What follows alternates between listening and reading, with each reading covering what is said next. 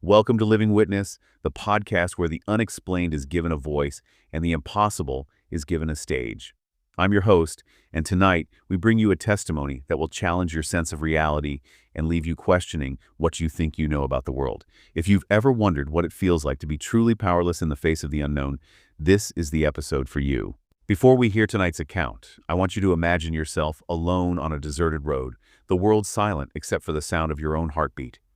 What would you do if the laws of nature suddenly bent around you? If the familiar became alien and the night itself seemed to watch you? Tonight's witness faced exactly that, and what she experienced defies explanation.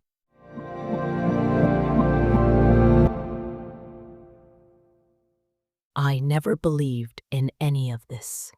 I was a rational person, a teacher, a mother, someone who trusted the world to make sense. But what happened to me last November, what I remember, and what I can't, has left me questioning everything. It started with a sound, a low pulsing hum that seemed to vibrate through my bones. I was driving home from a late parent-teacher conference, the road empty, the sky a heavy, starless black. The hum grew louder, and then the world seemed to slow, as if time itself was thickening around me. My headlights flickered. The car's engine died. I coasted to a stop on the shoulder, heart pounding. I remember sitting there, gripping the steering wheel so tightly my knuckles ached. The silence outside was so complete. It felt unnatural, as if the world itself was holding its breath. I tried to call my husband, but my phone was dead. No signal, no power, just a blank, unresponsive screen. That's when I noticed the air. It was charged, almost electric, and tasted faintly metallic, like the air before a thunderstorm. I stepped out of the car, my breath clouding in the cold night. The hum was louder now, almost inside my head, and I felt a strange pressure building in my ears. The darkness around me seemed to press in, thick and impenetrable, until suddenly a light, impossibly bright, but cold, not warm like the sun, descended from above. It was so intense, I had to shield my eyes. But even through my fingers, the light seemed to seep into my skin, into my bones. I couldn't move. My body felt weightless, as if I was being lifted. But I saw no hands, no ropes, nothing. Just the light, and a sense of being watched by something vast and ancient. My thoughts raced. Was I dreaming? Hallucinating? But everything felt too real. The chill on my skin, the rough gravel beneath my shoes, the pounding of my heart. There are gaps after that. I remember a room, or a space that felt like a room. But the walls were wrong, curved, seamless, almost alive, pulsing with a faint bluish glow. The air was thick, almost syrupy, and I struggled to breathe. I wasn't alone. There were figures, tall and thin, their skin a pale, shifting gray.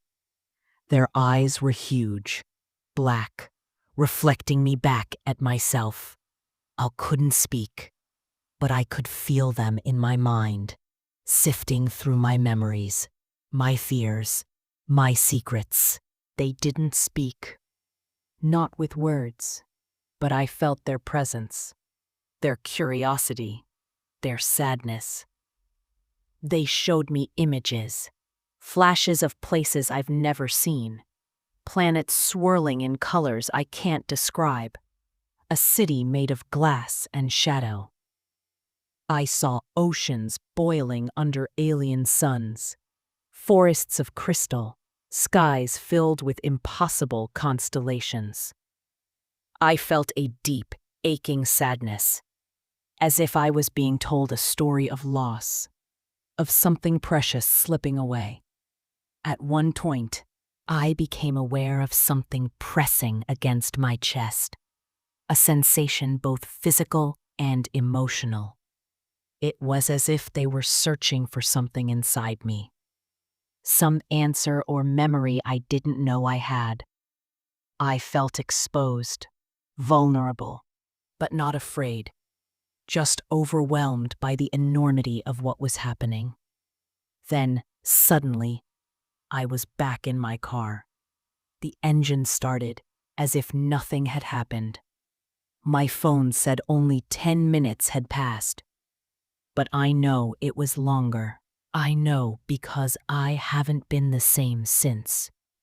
I wake up at night with the hum in my ears. And sometimes, when I close my eyes, I see those black, endless eyes staring back at me. In the days that followed, I found strange marks on my skin. Small, geometric patterns on my forearm that faded after a few days. I started noticing odd electrical disturbances in my house.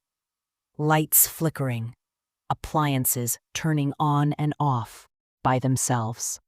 My daughter told me she heard a humming sound in her room at night, and my husband said I sometimes spoke in my sleep, using words he didn't recognize.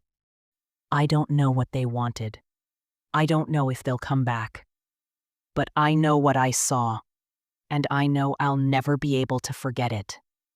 I'm left with more questions than answers, and a sense that the world is far stranger and far more fragile than I ever imagined.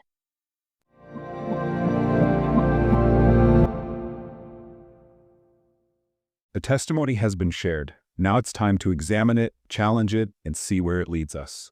Sarah, this account is particularly rich in detail. What strikes you most about our witness's experience? Josh, what immediately catches my attention is the transformation of the witness herself. She begins by emphasizing her rationality. She's a teacher, a mother, someone grounded in the everyday world. But by the end, she's questioning the very nature of reality. That psychological journey is as compelling as the events themselves. That's a crucial observation. The witness doesn't just describe what happened to her. She describes how it changed her, and the sensory details are extraordinary. The metallic taste in the air, the electric charge, the way time seemed to thicken around her. These aren't vague impressions. They're specific, visceral descriptions. The sensory elements are fascinating because they're so consistent with other accounts we've featured. That metallic taste, the electrical charge in the air, we've heard this before. But what's unique here is the depth of the missing time experience. She knows only 10 minutes passed on her phone, but she has detailed memories of an extended encounter. And those memories aren't just of the encounter itself. They include profound emotional content. She describes feeling a deep, aching sadness, as if she was being told a story of loss. This suggests the experience wasn't random or clinical, but purposeful, even empathetic. That emotional component is what separates this from typical alien abduction narratives. The beings she describes aren't coldly scientific. They seem to carry their own burden of sorrow. And the visions they shared with her, planets swirling in impossible colors, crystal forests, alien oceans, these feel less like experiments and more like attempts at communication. The physical aftermath is equally intriguing. Those geometric marks that appeared on her forearm and then faded, that's tangible evidence, however temporary. Combined with the electrical disturbances in her home, it suggests the encounter had lasting effects on both her body and her environment. What's particularly disturbing is how the experience seems to have affected her family. Her daughter hearing the humming sound, her husband noting that she speaks in unrecognizable languages while sleeping. It's as if the encounter created ripples that extend beyond the witness herself. That raises profound questions about the nature of these experiences. Are they affecting individuals, or are they affecting families, communities, perhaps even our species? The fact that her daughter is experiencing auditory phenomena suggests something hereditary or contagious about these encounters. And let's talk about the setting. A deserted road after a late parent-teacher conference. This is someone living an ordinary life, fulfilling ordinary responsibilities. She wasn't seeking out the extraordinary. The extraordinary found her. That adds credibility to her account. The ordinariness of the setting contrasts sharply with the otherworldly nature of what follows. The curved living walls, the beings with their massive black eyes, the sensation of being searched from within. It's a complete departure from consensus reality. What's especially compelling is her description of the being's behavior. They're not just observing her. They're searching for something specific, something she doesn't even know she has. That suggests these encounters might have purposes we can't comprehend from our limited perspective. The telepathic communication aspect is worth exploring too. She couldn't speak, but she could feel them in her mind, sifting through her memories, fears, and secrets. This implies a level of consciousness interaction that goes far beyond our understanding of communication. And the fact that she felt exposed but not afraid during this mental intrusion, that's remarkable. Fear would be the natural human response, but instead, she describes feeling overwhelmed by the enormity of what was happening. It's as if the beings were able to modulate her emotional responses. The visions they shared with her are particularly fascinating. She saw places she'd never been, alien worlds with impossible landscapes. But these weren't random images. They seemed to tell a story, to convey meaning about loss and something precious slipping away. That storytelling aspect suggests these beings have their own narrative, their own history of loss or change. Perhaps they're refugees, or the last of their kind, or representatives of a dying civilization. The sadness she felt might have been their sadness. The technological implications are staggering too. The way her car's engine died and then restarted without explanation, the electrical disturbances in her home afterward, it suggests these beings can manipulate electromagnetic fields at will. But it's not just technology. It's the manipulation of time itself. She experienced what felt like an extended encounter, but only 10 minutes passed in our reality.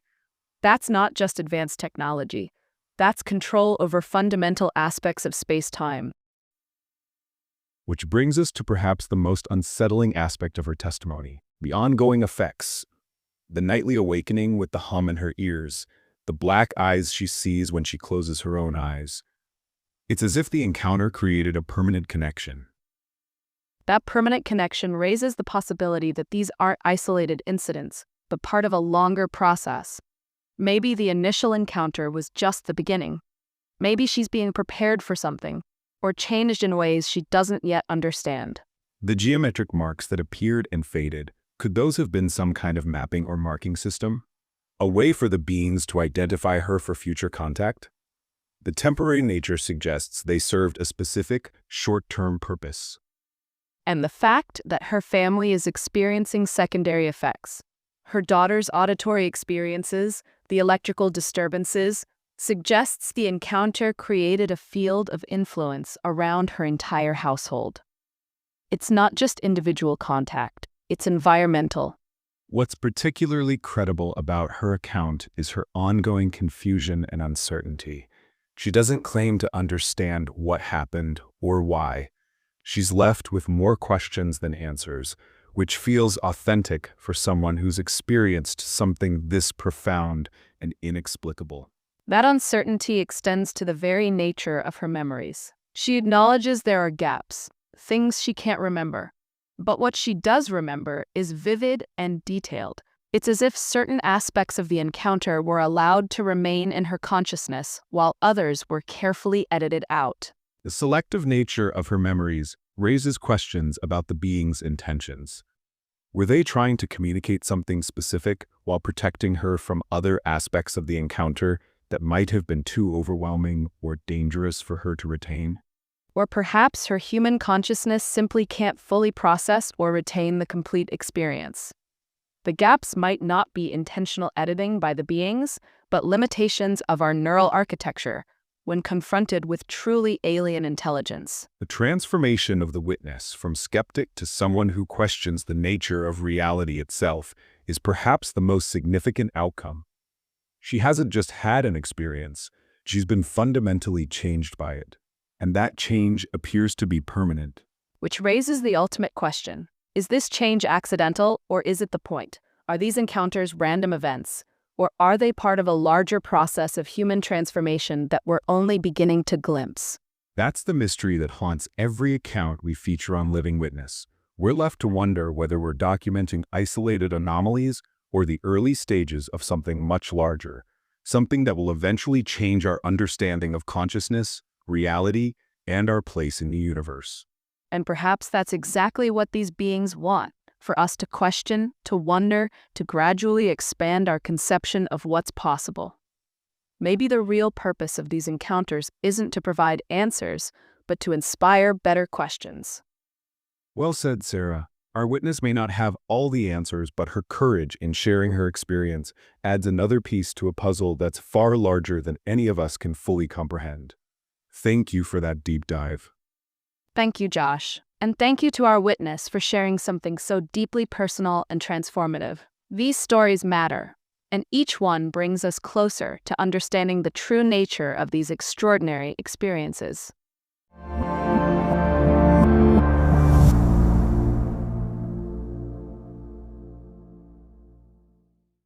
Thank you for spending part of your night with Living Witness.